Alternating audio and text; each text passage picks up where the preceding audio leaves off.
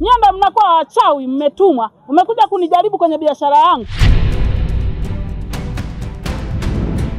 Kaka, pumbavu wewe. Kaka, kwenda.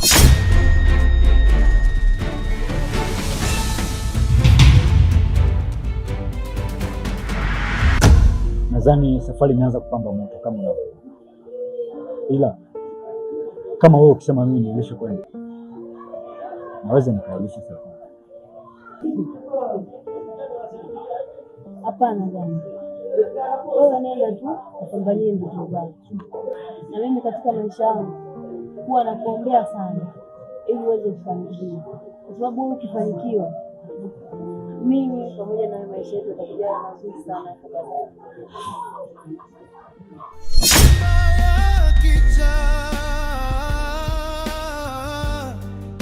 Nani atasikia kilio chake? Mimba ya kichaa,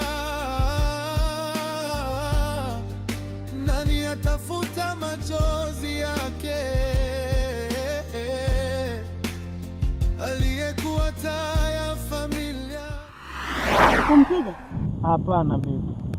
Hajampiga.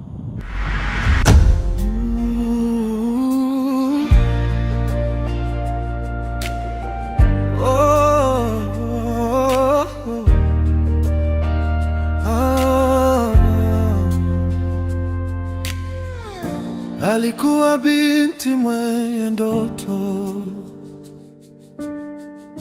macho yake yaliona kesho njema. Alitembea kwa heshima na upendo. Leo dunia imemgeuka ghafla.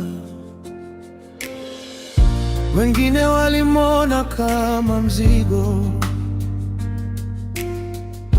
wengine wakamuita laana.